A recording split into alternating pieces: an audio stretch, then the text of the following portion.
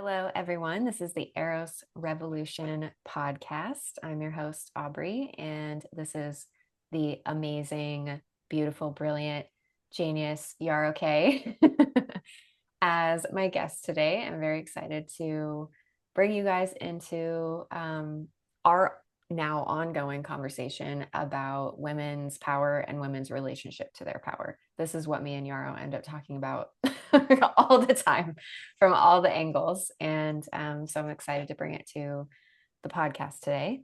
I'm going to introduce her and then I'll let her say hi. So Yarrow is an identity creator, an energetics master. She guides people into the vision of their unique vibration, embodied power, and juiciest nervous system, which I just love. I love that.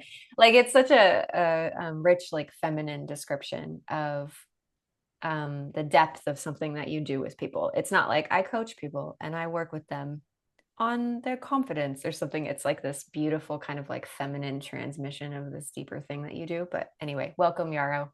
Oh, I love that. Thank you. Yeah, honestly, because Instagram, their bio, you have to fit certain things. Like, I wanted to say a nervous system that feels like it's dripping with gold, but that took up like the entire thing. So, juiciest nervous system is what we went with. Dripping with gold. Dripping with gold, Oh, a I nervous love that. system that feels like it's dripping with gold, because that is really what I do. And it's hard to encapsulate what I do, but the true essence of it is I bring you back to your unique energetic vibration beyond the trauma, the conditionings, the beliefs, the ways of being, and I hold you to your divinity, which is something I know that Aubrey and I are going to dive deep into.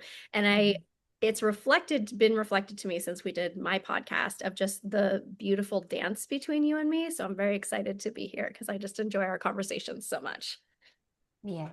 It is a beautiful dance. I think just when you I think of it like when you get to women who have sovereignty, and have done work to have sovereignty and a deep relationship with our power, and then they come together and it's this like swimming pleasurable like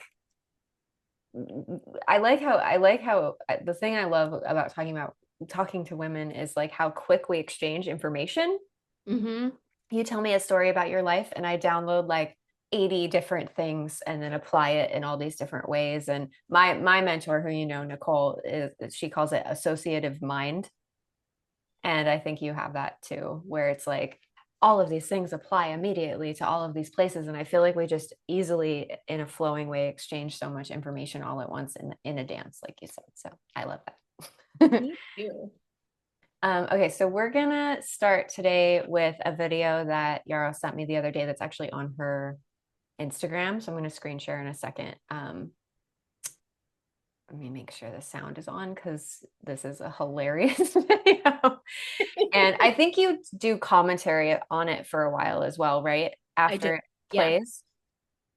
Okay, so I might play just the beginning part and then let you do like live commentary right now a little Live bit, and then commentary right we'll. now. Okay. Okay, cool. So let me make sure I do this right. Share sound. That's always the key. Is the key.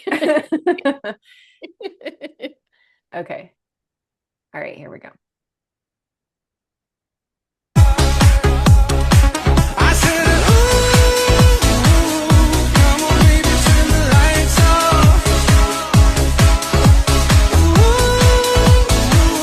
'cause it's been I have seen like 60 versions of this, and Okay, it's okay. You're hilarious. so cute in this video too. I want to make it keep playing, but we're gonna do this live. Cracks me Okay, up. It so cracks me up. it's so good. And I saw so many versions of this, and it was like version after version. And it was like everyone like and they're all like, oh, and then Googling to see if I can take a second Advil or like some anti-acid thing I had never even heard of. So the first thing that came up was like, why are you still taking this many pharmaceuticals? That's my first question. Because I don't take any, and like, if we I'm going to lead into like, if we're talking about like period cramps or something, right? Like I used to take a leave and then I discovered CBD and now I just take CBD. And the more emotions I've processed, the less period cramps I have anyways. So like there's this whole thing. I was like, okay, what's happening here? First there's that. Then the second thing is you're all bored as fuck. Like you've all like went from like, oh, I was so wild and crazy in my early 20s and now I'm basically dead and I'm Google searching my neuroses is like, can I take this second Advil? And then there was one that I saw that was like, this one really got me, and I sent it to one of my best friends and she was like, and I just was laughing so hard because I have stopped with my judgment of the world at this point, but she was so upset. She's like, we can't normalize this. I was like, okay, I just thought it was hilarious. But it was a girl who said, me going into the grocery store with massive anxiety, and then it was like me in Tulum without a phone and without money taking random pills from some stranger, and I was like, wait, everyone is so bored, terrified, and Mm. lacking eros and vitality. Like, what has happened to the world that we think we can't enjoy life? Like, you can still take drugs and go dancing. You can also still go dancing and not take drugs. You can also learn to feel vitality in your life and process your emotions so you're not freaking out when you walk into the grocery store. Like, what is happening in our world that there were, I think I probably saw 60 different versions of this. Mm-hmm. And then Mm-hmm. I saw Reminiscing. you reminiscing, and then in the current day it's like this rigidity, and then if you read the comments everyone's like, oh, I'd love to but my kids, or I'd love to but that, and I'm like, Mm. yeah, are you gonna go partying every weekend if you have kids? Probably not. But something else I thought of that I didn't talk about in my commentary was that we used to, when we were more pagan culture, have specific times in the year when we channeled that energy into just wildness, and it was like intentional wildness. Like we knew we can't let it build up, because what happens if we let it build up is we become neurotic, stuck, we're sick, either emotionally, physically, mentally, or spiritually. And so we actually have to consciously channel that energy. Like at this point in my life, do I go to raves every weekend? No, but I do at least once a year go dancing and take psychedelic mushrooms so that I can actually experience like a movement through my being that is alive. And I feel alive every day because I process my emotions, I get honest with myself, and I make sure I do things that light me up. I'm not living this like boxed in life devoid of joy and vitality. Yeah. Yeah, totally. Um, there was a lot of different things that you said that ignited parts of my brain. Neural pathways that wanted exploration. um, yeah, I think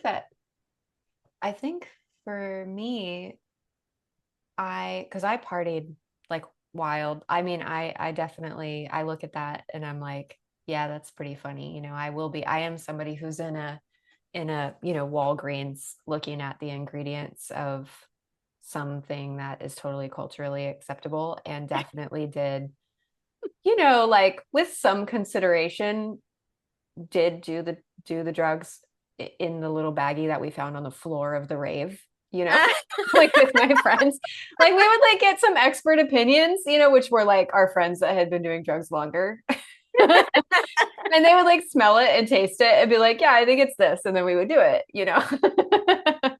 And I'm like, yeah, I definitely relate to that video quite a bit. And it definitely had like a reminiscing quality to it of just kind of remembering how much I threw the rule book out the window, and how little kind of like a boundarylessness I had with life and intimacy with life, and just diving into all these places and these experiences and kind of having faith that it would be okay, and um I think I would still totally live that way too, except that I actually, for me, and I suspect this is more how it is for you as well, and this is something I would want for people, not to slowly decrease the arousal and the sensation and the experiences of life until you're super safe and like not going to experience anything too wild.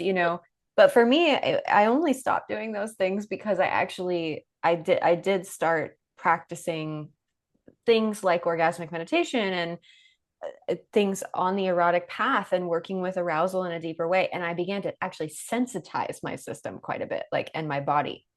And so then those types of experiences are a little bit like very heavy it's like very heavy pressure on your clit or something like that. It's like, Totally. whoa, ease up, you know? And so over the years, I think I shifted as my capacity to feel anything deeper increased. I needed less stimulation to feel a lot. But I feel like for women, that can become a little bit of a slippery slope where you just start decreasing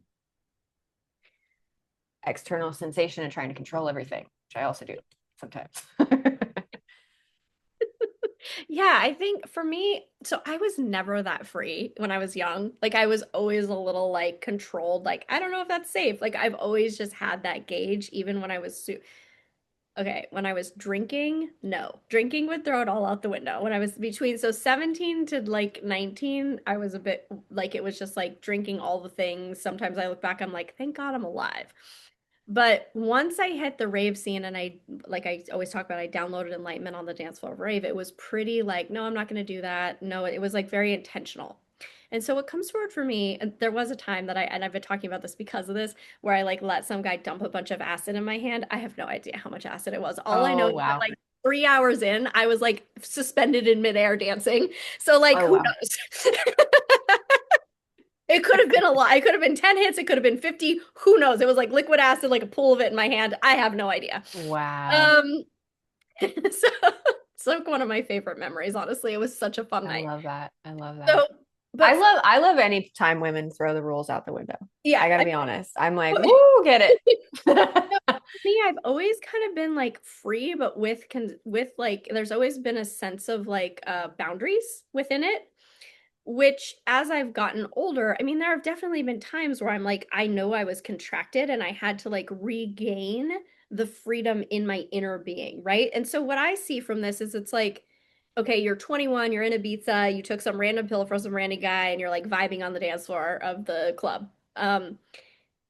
And then you come back to life and it's like, oh, I gotta get my shit together and I gotta have all the things in order, right? It's so drastic. Instead of like a feeling of a sense of freedom internally at all times that allows you to follow the intuition of like, I'm gonna go Mm, do this thing that feels like it lights me up. And maybe that is go to Ibiza and eat some drugs and go dancing. Or maybe it is go to the pole dancing class. Or maybe it is do orgasmic meditation. Or maybe it is like have a night, a sexy night with yourself or with your partner, or tell your partner something, you know what I really desire that really lights me up, and like say the thing that feels scary instead mm, of this like rigid control that we're living under of like, I got to do the right thing. I got to go the right place. I got to have it all together by the time I'm 25 years old. I have to have the marriage and the kids and the things and the blah, blah, blah. And then you're like brittle and contracted and controlled. Did I eat the right things today? Am I doing enough exercise classes? Like listening to me talk is exhausting right now.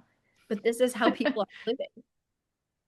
yeah, checklist, that kind of checklist lifestyle without Mhm. really actually being fully inside of any of the things that are on your checklist, you know? Yeah, I've never been good at that. I actually always kind of I used to be impressed by when people could do that because I was like, I've never been able to do that. I've never been able to have it together on the outside. Like ever. Like I was young, I was I don't even maybe 19, something like that. And I was like, I don't think I'm gonna be able to pretend as well as people seem to be able to pretend.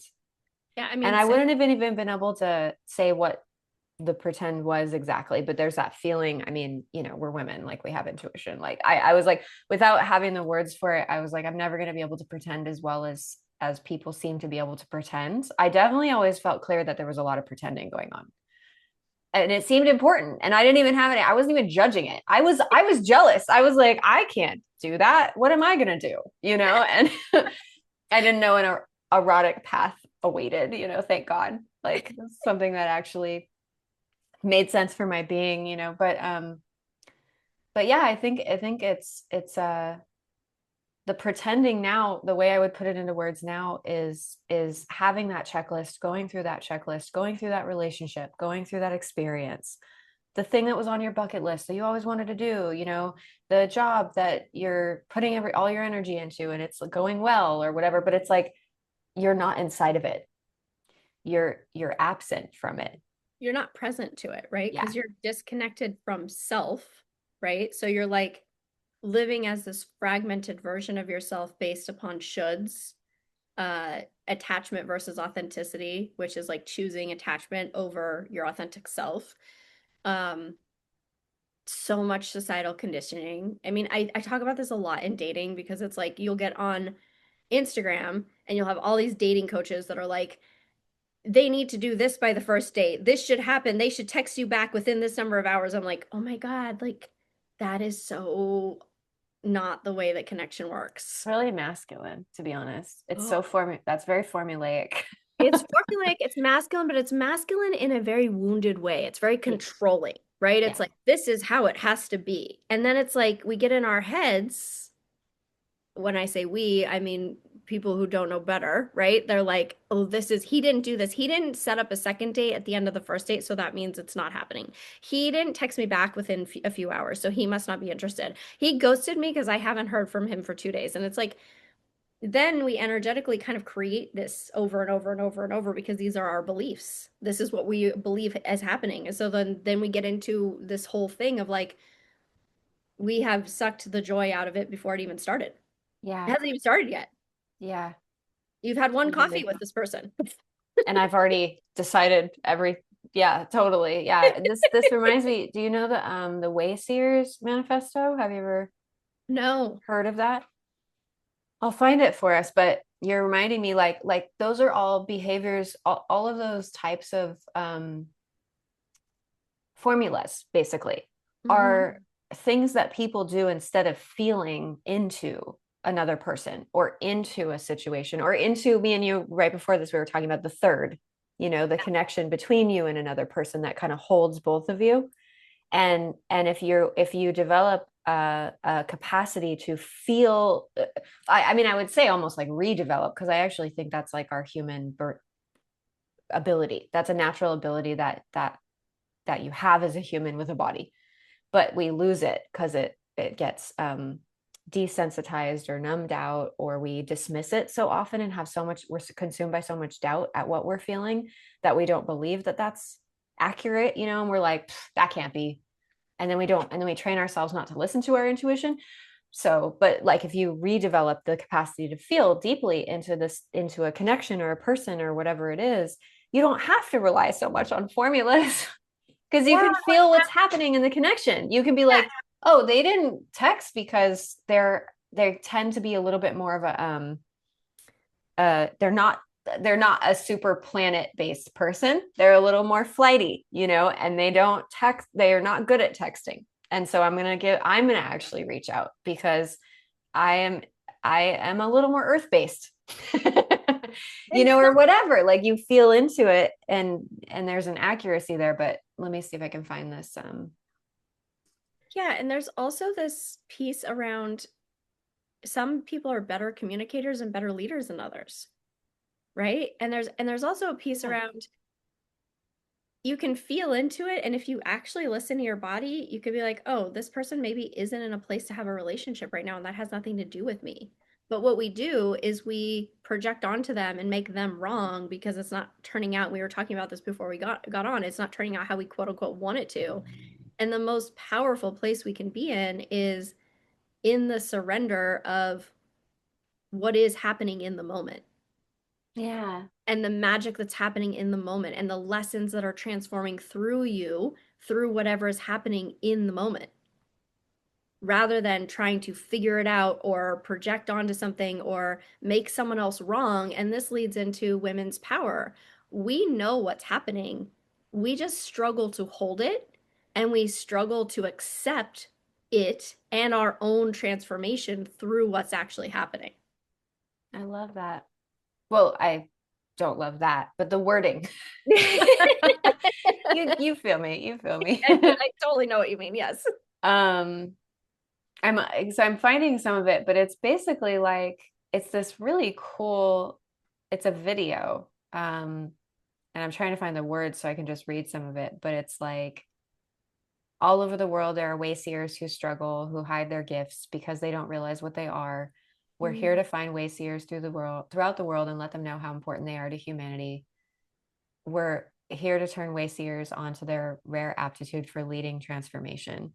And it's like, it's just this kind of cool thing about being it's like this thought exercise of being a person who can see in a world that is 99.9%, blind people. Like if it's a thought exercise, like if everyone was blind and you could see, you would not even understand what that means at first. And there would be all of these ways that the world is set up where you count your steps and you use a cane, and you have all of these things that everyone does these things because they need them because they're blind. And then if you were to, but you can see, and so you don't need to count your steps, but it's so built into the culture that you count your steps anyway. And then when you don't, someone yells at you and is like, what are you doing? You have to count your steps. Where's your cane? And you're like, I don't think I need those. And they're like, you're crazy. Yeah. And so it's just kind of this cool thought exercise of like being and I feel kind of like that's what it's like to be a woman sometimes. Well, and it's also what it's like to be someone who sees truth, right? Can sense frequency, Yeah. can sense truth. Like I always say I was gaslit by the world for my whole life Yeah. until I felt powerful enough to believe myself, right? Yeah. Like just Yeah. gaslit everywhere, like all And over. it doesn't stop. Like the only solution is to believe in yourself. Yeah. Yeah, no, people would still gaslight me, but it's like I no longer buy into that narrative because I'm like, oh, no, no, I know the truth actually. And I don't have to seek validation. I recently said I prostituted my wisdom for a lot of years Mm, because I didn't trust it. I didn't mm, know how to trust it. I didn't have the personal power to trust it. And so I sought validation for it from people who I never should have sought validation from because they couldn't see. And in fact, they didn't have my best interest at heart most of the time. And the sad part is it was usually other women who were pretty bullying to me in hmm. my 30s, bullying women in my 30s. Wow. Yeah, really, I had a lot of that. And I had to learn to trust myself, and I had to learn to stick up for myself, and I had to learn to use my voice and not get small and fawn and people please and want to be accepted. And something I was recently sitting with is fitting in and belonging are not the same, but we Hmm. think they are. Yeah, or we're willing to collapse them as one Mhm. thing, Yeah, but they're and they're not not. the same. Yeah, that makes sense. Yeah. And I was never going to fit in, so I had to learn to belong within myself. Yeah. Yeah, I love that. Um, and then you were telling me about how sometimes people are kind of like funny with you. Like, so they alternate, because I have this experience too. Like they kind of you get a couple of different strong reactions where they could be bullying or kind of testing. I think it's like a testing. It's like I always think people who are bullies, or people who, I mean, with all of the, controversy and whatnot that my community has gone through in these last years, um, I always have this, like when I really feel into it deeply, I always feel like the people who have participated in kind of like the takedown of the One Taste community, Nicole, Rachel, all these things, um, secretly, desperately want us to win in the Mm, end. And I feel like that also is just an erotic woman in the world, where it's like sometimes these forces or people or forces through people come in and they test the shit out of you. And it's like they want to know, is there a strength and a resilience that a woman can develop that is so strong, I can't, nothing I do will ultimately prevail against her. Like, is there something so alive and strong in a woman that it, and so there's a lot of testing, and then I feel like there's also can be kind of an obsession and kind of like a fixation almost on women who emanate something. Yeah, who have that kind of charismatic freedom. I wrote about this in my post that I wrote about Nicole, where I said something to the effect of like, gosh, I wish I could remember what it was, but it was like, can you stand in the face of someone who's charismatic and still own your own voice? Yeah. And I have to, for like all the years that I have interacted with Nicole and other women as well who are very self-possessed, self-defined, powered, Mm-hmm. um, emanating, just emanating unapologetically like a deep feminine power, you know. That was like a given. Like that was the game, that was part of the game of my in my own psyche was like, wow, I really want to just abdicate all my responsibility over to you because you seem to really know what you're doing. And and of course you can't do that. Like the whole point and the thing that, you know, those Yeah. and if a woman really has power, she's always saying back to you as well, like, no, don't do that. Develop your own. Women, I feel like women who really have power do not want anyone to abdicate anything to them. No, they're They're like, like, no, you develop it too. And then let's play, like, yeah. you know. Yeah, and that was my experience when I interviewed Nicole for my podcast. It was very much just like, oh, two women in flow in our power, and it just feels good. Yeah, Like it was never, it was no weird game, you know? And I think yeah, women who are not in their power, you'll feel a weird game. Even if they think they're in their power, you'll feel a weird game. You'll feel a weird power struggle or energy exchange that doesn't feel clean. There will be yeah. messy energy. And what something that came forward, I don't know if it's true or not, but when you were saying that the people who, wanted to take down one or one, that you secretly think they want you to win, what came Mhm. forward was, I have no idea if this is accurate. I wonder if you win, it almost validates their shame that they're feeling like, oh, it actually was okay. Say more. Well, like, because there's a lot of societal shit, I think, that got in their heads afterwards. And so Hmm. if you actually win, then they're like, oh, I was actually safe to be that free. Oh yeah. Yes, I really think that. Like, it's not a win over here. It's a win. It's a win. The argument for women having deep, inherent, innate power, and for there's a thing that in the Ohm community, and that's been around for a long time, called the perfection argument. You know, and in some classes, some communication classes or different, you know, like classes over the years, Nicole or, you know, another teacher will argue for your perfection, and you can be like, here's all the reasons why I'm not perfect, you know. And it could easily be the same for why I don't have power, because I think it's kind of similar, especially with women working with women's conditioning. And so you could be like, here's all the reasons why I don't have any power, you know, and or here's all the reasons I'm not perfect. Here's why I'm messed up. And she would argue for your perfection and do this kind of back and forth, like really solid math until you kind of were like, I I am perfect. In fact, like, you know, it was so fun. And sometimes it would be like hours through the day we would return to the perfection argument, you know, like it was a really cool um thing. But that's what I feel like it would be a win for. I feel like it would be like a win for like, no, women do have power, they have volition, and they are perfect, you know. And I feel like a lot of the fight has been an attempt to solidify this idea that women are fragile victims. Yeah, to infantilize women. Mhm. And then when you say that, people get very upset. Like and I'm like, Like you're it, not being caring. it kind of boggles my mind that people can't see how unhelpful it is to keep a victim a victim. Yeah, Like, yeah.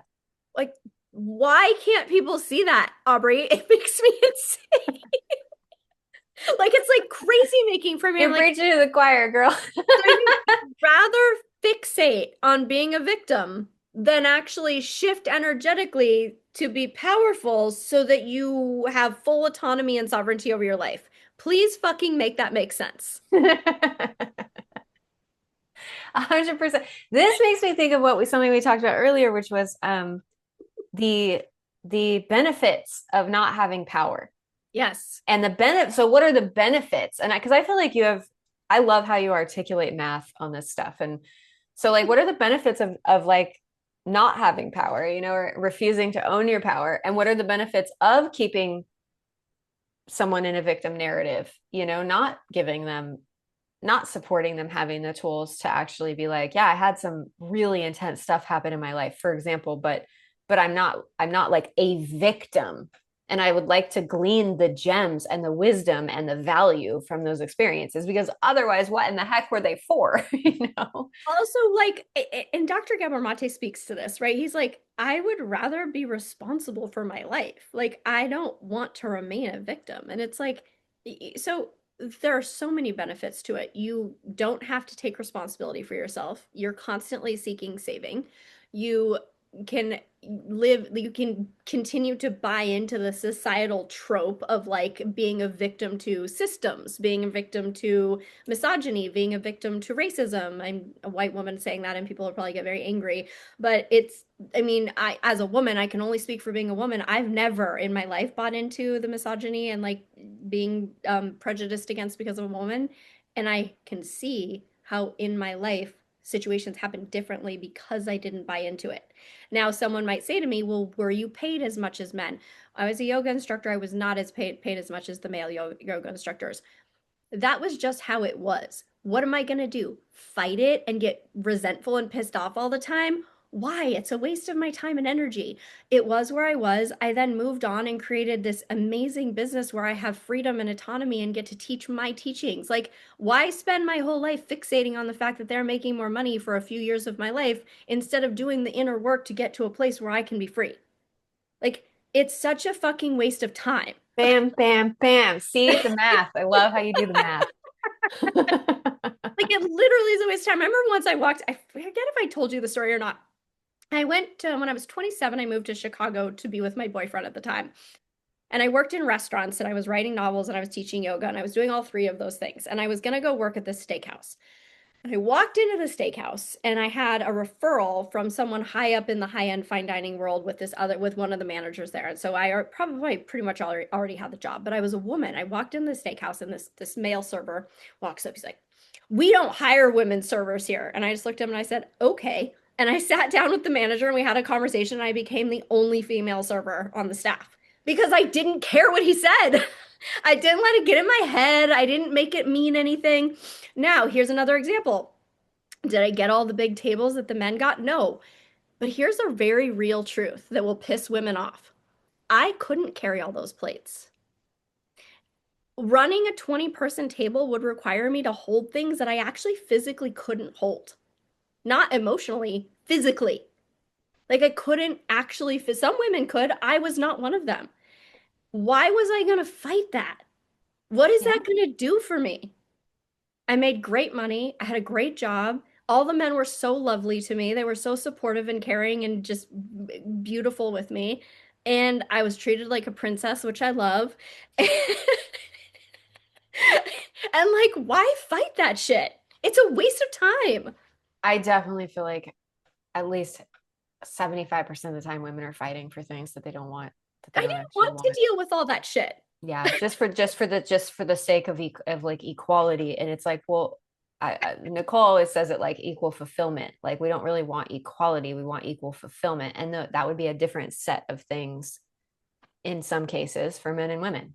Yeah, I didn't want a 20-person table full of men in suits that were going to be really like anxiety producing for me, and I couldn't physically carry all of the plates. Every plate was like 30 pounds of steak. You're like,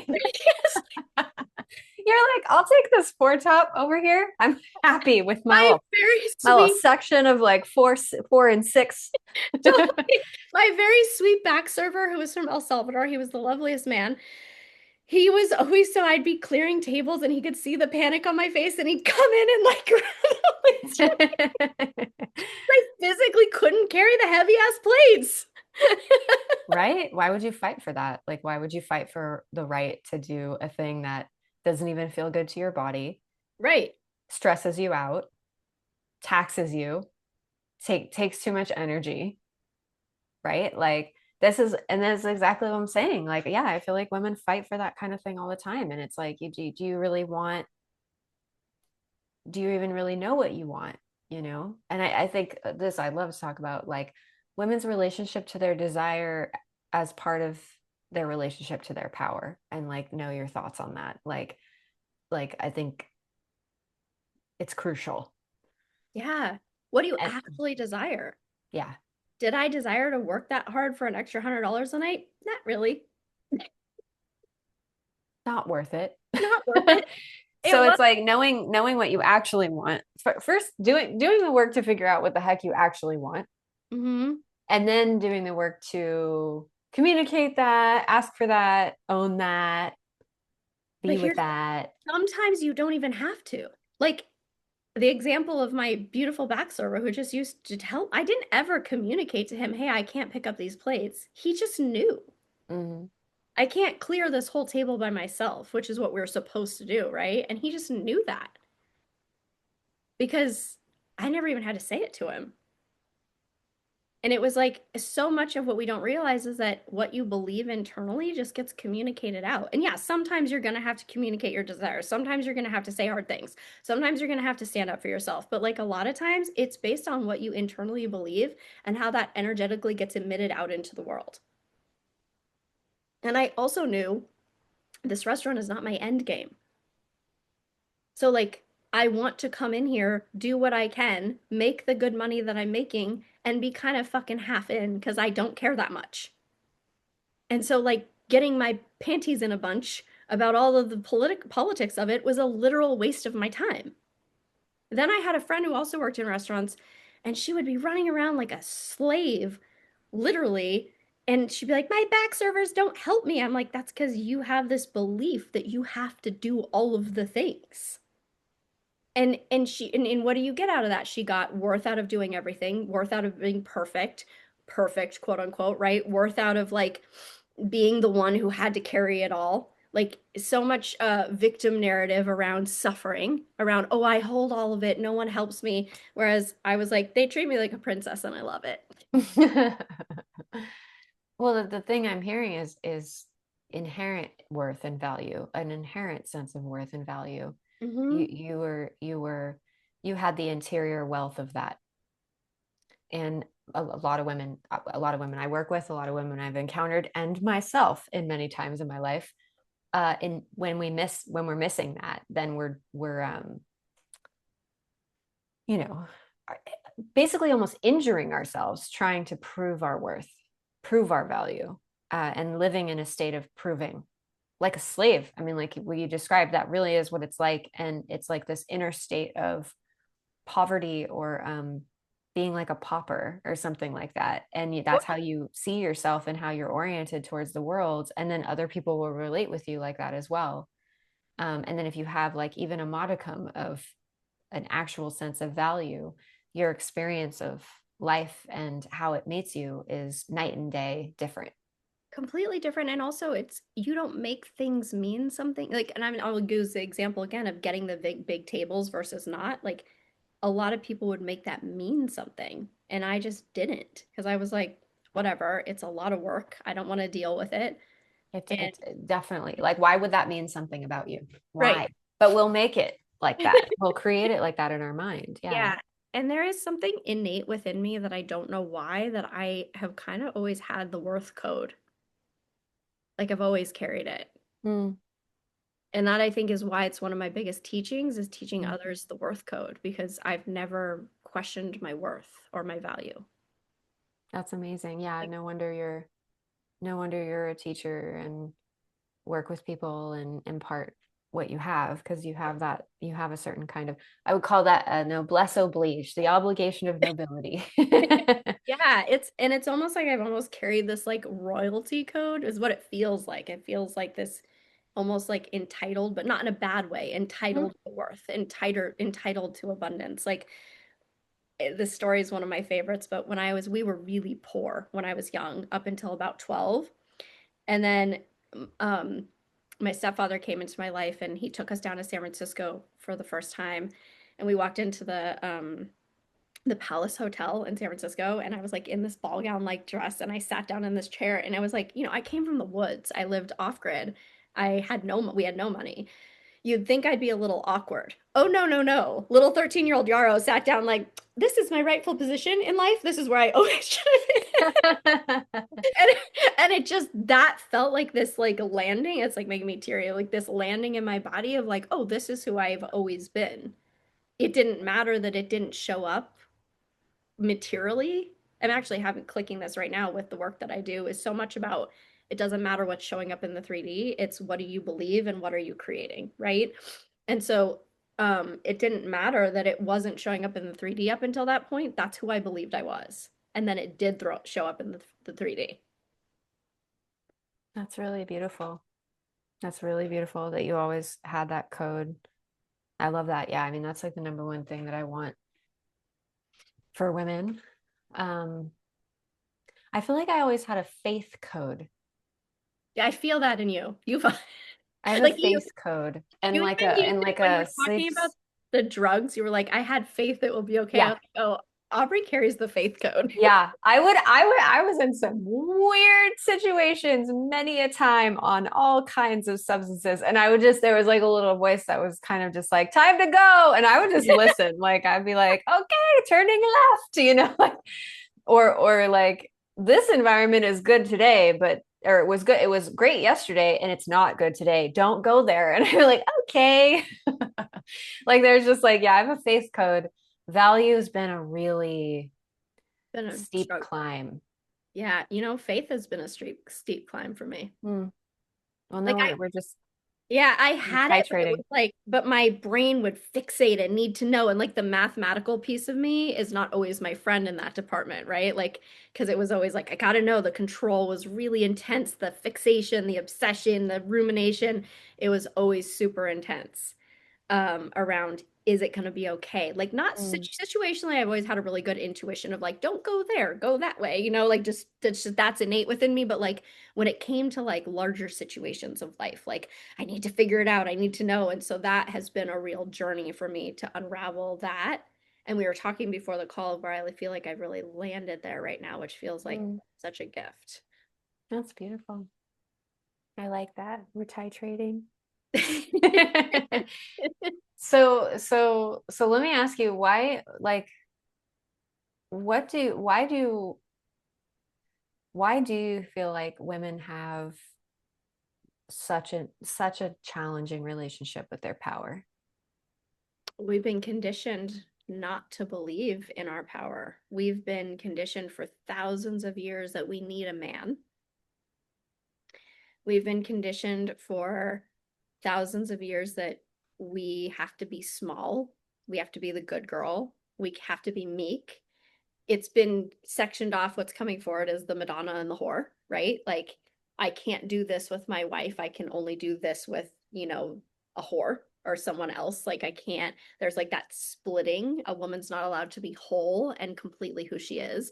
We were talking beforehand about like, all the accounts of like women being bedridden for or like locked up basically for hysteria, for being crazy, for an inch, just for listening to our intuition, for wanting to be whole, for wanting to be sovereign. And so because that was conditioned in us, and then legally we couldn't own property, we couldn't make money, we had to have a man, we slowly began to chip away into survival, like almost predatory scanning for our survival. If I just get small here, I'll be okay. A man will choose me and then I'll be okay. I'll be Mm, safe if I do this. I'll be safe if I do that. And it lives so fully in us. And then it's turned into this bitter, resentment towards men. So then it's all convoluted because it's like women are like, well, I want a man, but like, fuck them. They don't show up and do what they're supposed to do. And it's like, okay, mm. hold on a second. How can you want a man if you don't respect them innately, right? Like, why would you want something you don't respect? It indicates definitely, I mean, it points to the thing that's, I think, is pretty clear, which is that there's a change happening in women. There's a desire arising, perhaps. There has been maybe for a while, like, and it creates a little bit of a little bit of a conflict inside of like, ancient conditioning to like orient towards, securing a man or securing, like believing that we're mostly kind of a possession, or, believing that we're not safe without this, this, and this. And so there's that, right? That's a massive amount of influence. And then there's something new emerging, and there's a new desire, maybe a new sense of resilience, maybe a new sense of wholeness, is just beginning to come out. And so then that's in direct conflict with the part that's like a old survival instinct yelling. Yeah, like I call it a vice grip. It's like gripping tight, like, and I'm always like asking my clients, where is that vice grip in your body? And the vice grip could be many things. It could be attachment to a man. It could be addiction to chaos. Actually, just before we got on this call, voice noted a client and said, where is this vice grip to addiction to chaos living in your body? What does it feel like in your body? Because we're gonna choose what we know as safe. And so if men have been safe, like having a man has been safe for thousands of years. Okay, I have a man, I have the kids, I have the house, which has never felt resonant for me. None of those things. Like, if that feels like safety for you, then you're going to attach onto it. But then, as you're saying, they're having this awakening, right? And then you almost want to villainize the thing that you feel attached to. Right. Instead of going, because I believe in divine cosmic love. Like, I believe we can fall deeply in love and just like I have like full body Twitter patient as I say it. But we can't do that when we're hating on men. We can't do that when we're making them the villain for our story, because our story is not, Or the savior. or the savior. Right. Oh my God, no. Oh, that's worse. That's worse, because that's going to turn you into the complacent, I'm a good girl and I have a good husband. And then you're going to fucking take a knife and slit his throat in the middle of the night, right? Oh, this was another thing I saw. And I tried to do a stitch on this one, but I wasn't allowed to because they disabled the ability to do it. So there's this guy on Instagram, Doc Amen, I think. I forget his name. And then Melissa Wood Health. Is that her name? Anyways, whatever. I'm fucking up their names. But they were talking about PMS. And they were talking about, like, he was like, sorry, it kills me. They were talking, he's like, yeah, it's so real. And I do brain scans on women. If they don't think it's real, it's absolutely real. I'm not invalidating that PMS is real, so just bear with me. And then he's like, yeah, my like client called me and she was from in jail because she pulled a knife on her husband.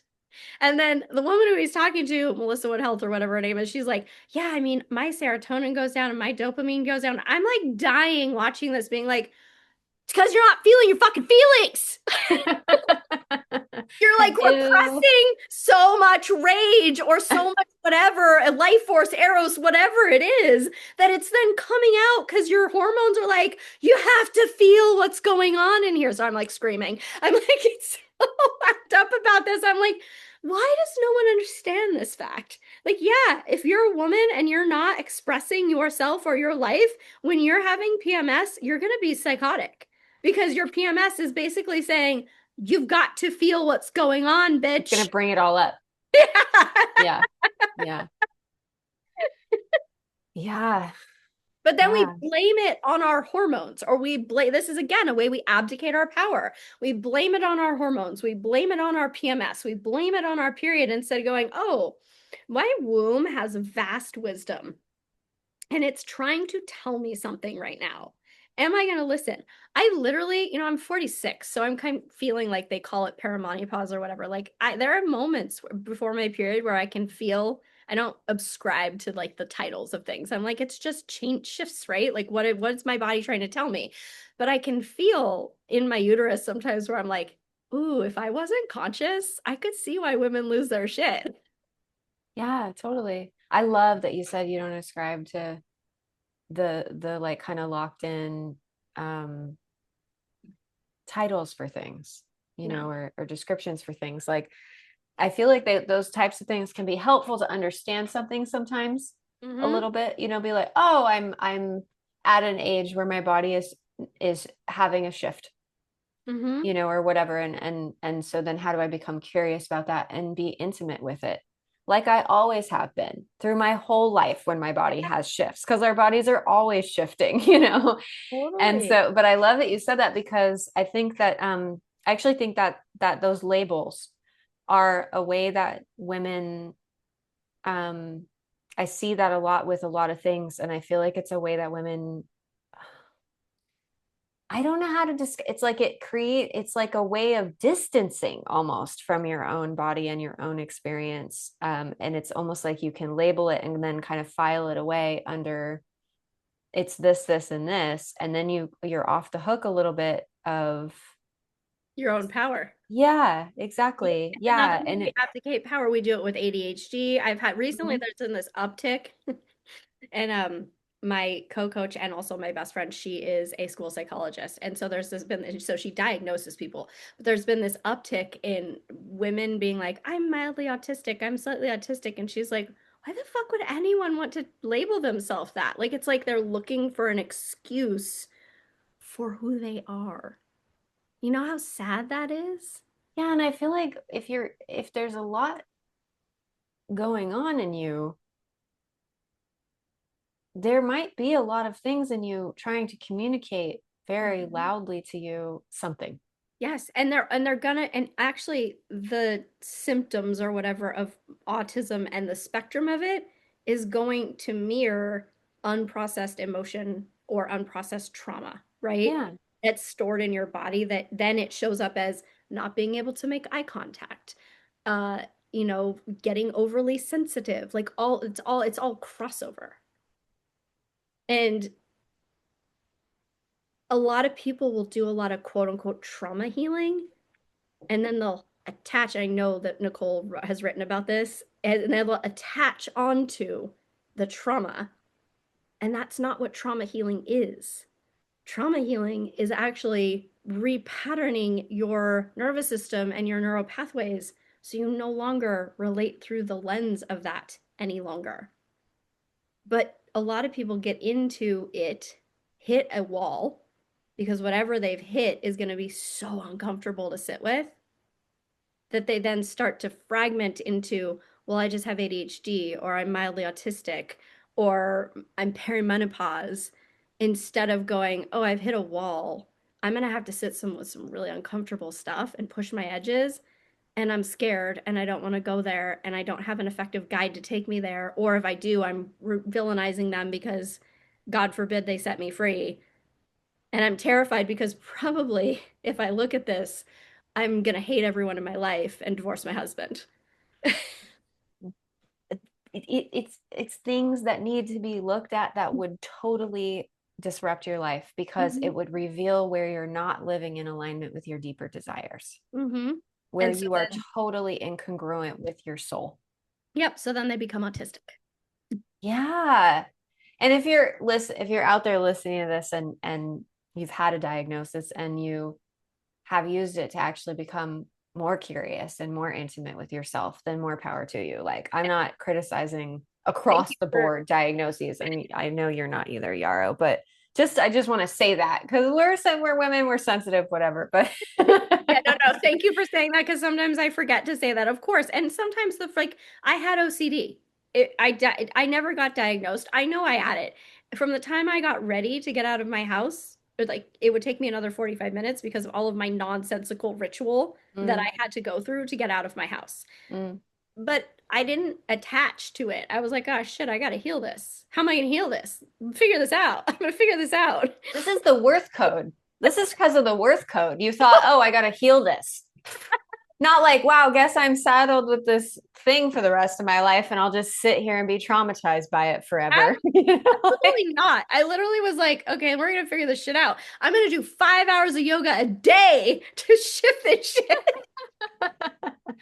you're like, we're gonna, this is now gonna be my excuse for deep growth Yeah. and I going to my next level. And that, yeah, that's what I feel like these things can be uh portals, doorways into your next level. But meeting it like with intimacy, with strength, with curiosity, with desire, with the idea in mind of like, I might be shown something that might totally remake my identity and it might be really uncomfortable. Meeting it like that allows for that growth, and then just labeling it, filing it away, and then maybe even taking medication. Ugh. Locks it the heck in place. I always say it crystallizes it in your body so that then that's the lens through which you see the world. Yes, exactly. I love the way you describe things. Yeah, it locks it in. It Mhm. locks it in. And then you're just stuck there. And then you use it as an excuse. I always call it valid excuses with air quotes, right? Like we love the valid excuses. Oh, well, I have this, or I don't have the money, or I don't have the time, or I'm so busy, or I have this, that, or the other, like whatever it is that's, the thing. Because we can all use valid excuses. We have to decide to relate differently, even if it's a millimeter here and there, even if it's you have 4 children and you have a full-time job and your husband works all day too, and you come home and you're like, I don't have time to be with myself. You have 30 seconds. But what happens is we're so scared of what we're going to uncover within ourselves, right? Like we're so scared of that because it is going to be an identity shift, and you've created this entire life. I say you loosely. Some people, a lot of people, have created an entire life based upon shoulds Mm-hmm. and based upon safety and attachment. And when you start to identity shift, some of that, if not all of that, won't come with you. And you get to decide, do I want to suffer and stay attached, or do I actually want to be free and create a life that feels in alignment, which is not the easy path, but my God, it's so much better. It really is so much better. We were talking about this earlier too, of I call it the spot in Eros philosophy. It's called the spot. And it's like choosing the thing that feels truly on the spot. It always feels better, even if it's outside of your preferences or it's not what you would, you know, it's not what you wish was happening, or, it's not how, I don't know, I think of body image or something. It's not how you fantasize about how your body could look, or something in a relationship with someone, it's not playing out the way that you wish it would or whatever. But that the whatever the spot is of actual, like, the choices that you're making around it and the way that you're communicating around it and the way that you're being around it is congruent with like something deeper, always feels better, even if it's against your preferences. And I was what I was saying to Aubrey earlier, when you're actually in the flow with it, your preference actually shifts Yeah. because you're able to be like, no, this is actually perfect as it is Yeah. right now in this moment. Yeah. Your preference becomes the spot because it Yeah. feels so congruent, like Yes. congruence is a term in erotic philosophy a lot. There's a this is why even in totally other schools of thought, you meet people or you're in situations or you read a book and it could be about something else completely, but it has that erotic through line just by feel. There's a congruence to it, and that this is like, this is how I feel with you, like how you came into your mastery is totally different than how I came into mine, but there's a through line of congruence in your being. And I recognize that and I gravitate towards that because that is a signifier of what I would call an erotic person. I don't know what you would call it, but Someone filled with life force and vitality and Eros. I do use the word Eros, yeah, right? It's like it's just your juices are flowing. I love the word juicy. I just love it. It makes yeah, me like titillated a little bit. Like it's like you're juicy and you're lit up, right? It's like, if you think about it in terms of like the juices flowing in your actual being, are you dried up and contracted, or are you juicy and flowing? What's right, actually happening for you? Are you lit up? right. Yeah, I like how you language things because it's very sensory. Hmm. You transmit a lot of sensation in like how you view things, which occurs to me as like very feminine, I dig it. um okay, let's see, are there any last sort of um facets that we would like to highlight or add to our gem of a podcast here? Yeah, I think I would just love to encourage anyone who's listening, like, Sometimes the path to feeling internally free or to breaking out of your victimhood archetype can feel really big and scary. Just start small. If you're working with the nervous system, you work within your window of tolerance. You're not going to go from like, I'm stuck and contracted to I'm fully lit up and juicy and free. You're going to go from like, okay, I'm not satisfied with how I feel. What are like three small things you can implement to shift your energy throughout the day? Maybe it's like bring your hands to your body and take 3 long deep breaths. Maybe it's massaging oils on your body. That's like one of my favorite practices, but do it consciously. Don't like slap it on and rush. Like feel yourself, like be with yourself. Maybe it's listening to a song that moves you and dance to it and do it every day for like 40 days. They Mm. in Kundalini yoga, they say 40 days is like when the red blood cells shift, so your magnetic frequency shifts also. So if you do one practice every day for 40 days, it actually can shift your energetic frequency. Mm. So don't make it too big. Like you have to start small. We are a society that is deeply conditioned to make us prisoners to our own world. And the way that society is constructed is it profits off you being trapped. And so becoming free is actually a radical act of courage. And it doesn't have to be big. You may never be like me or like Aubrey who want to be fully free, but how can you just feel better? Yeah, I think that's fair. You may not have the soul of someone who would do drugs that you found on the floor. Or let someone just drop an unknown amount of acid in their palm. We're a little bit of intense people, like but I love that it's like no less noble or beneficial to you and to everyone that you're connected to take care of yourself and do things for yourself that actually have you feel like loved, nourished in your body, to just like feel a little bit better in your life is actually pretty significant shift, that I would love for people. Yeah, I like that a lot. That was really beautiful. Thank you. Yeah, it's really, I mean, because I think we can make it really big and people can listen to people like you and me and be like, I'm never going to be that. Or it can be triggering, it can be jarring because we live very differently. But it's not about living like me or like Aubrey. It's about you living like you. And the path to that authenticity starts with small steps. I love that. Yeah, I feel like yeah, it's like the most one of the most enjoyable things in working with women has been seeing the unique, like blueprint for each woman emerge, when she's well fed. I think of it like well fed, with food, with whatever her sexuality is, and how that wants to express, in sisterhood, like with other women, having deep connections with other women. I Mhm. feel like when women get to sink into their body, relax, and are well fed, this unique being emerges, and I love seeing what that looks like. And yeah, it's a great reminder that like how Yarrow and I structure our life.